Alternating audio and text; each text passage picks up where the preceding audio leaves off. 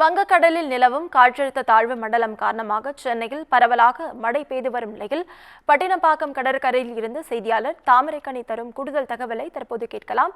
தாமரைக்கனி, வணக்கம். அங்கு பாதுகாப்பு ஏற்பாடுகள் எந்த அளவு மேற்கொள்ளப்பட்டுள்ளது? இது குறித்த முழு விவரங்கள் தாமரைக்கனி.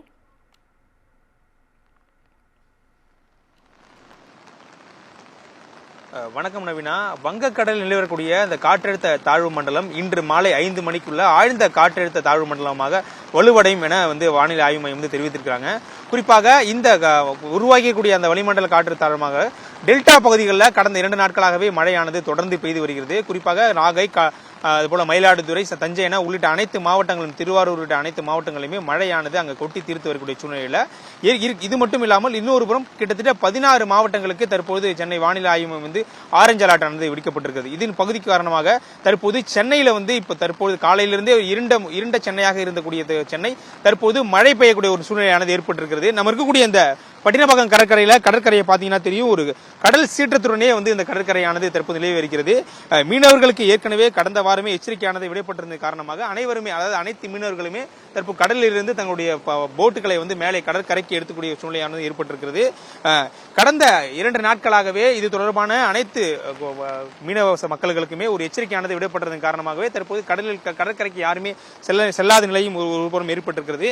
சென்னையை பொறுத்த வரைக்குமே அடுத்த 3 மணி நேரத்திற்கு மழை பெய்ய வாய்ப்பு இருப்பதாக ஏற்கனவே வானிலை ஆய்வு மையம் தெரிவித்ததன் காரணமாக சென்னை நகரங்கள் முழுவதுமே மழை பெய்வது காரணமாகவே பல்வேறு சாலைகளில் போக்குவரத்து நெரிசல் ஏற்பட்டிருக்கிறது.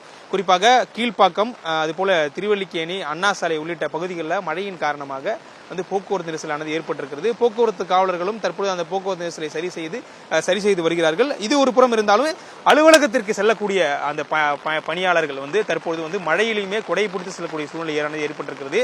சென்னை முழுவதுமே பல்வேறு பகுதிகளில் மழை பெய்து வந்தாலுமே இன்று சென்னையில பள்ளி கல்லூரிகளுக்கானது காலை விடுமுறை விடப்படுமா என்ற ஒரு கேள்வியானது எழுப்பட்டிருந்தாலுமே பள்ளி தொடங்கிய பிறகுதான் இந்த மழையானது பெய்ய தொடங்கியது.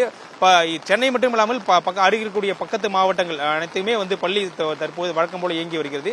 பள்ளி விடுமுறையை பொறுத்த வரைக்குமே நாகப்பட்டினம் மாவட்டம், மயிலாடுதுறை, திருவாரூர், தஞ்சை என உள்ளிட்ட பல்வேறு மாவட்டங்களில் பள்ளி கல்லூரிகளுக்கு என டெல்டா பகுதிகளில் தான் அந்த மழையானது அதிக அளவு பெய்யும் என ஏற்கனவே வானிலை ஆய்வு மையம் தெரிவித்திருந்தாலுமே அந்த பகுதிகளில் பள்ளி கல்லூரிகளுக்கானது விடுமுறையானது அளிக்கப்பட்டிருக்கிறது.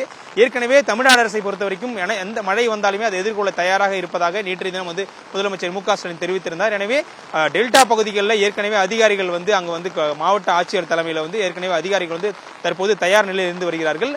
சென்னையில பொறுத்த வரைக்குமே இந்த ஆரஞ்சு அலர்ட் முடியும் வரை சென்னை மாநகராட்சி ஊழியர்கள், அதுபோல அனைத்து மண்டல ஊழியர்களுமே தயார் நிலையில் இருக்கிறார்கள். நவீனா.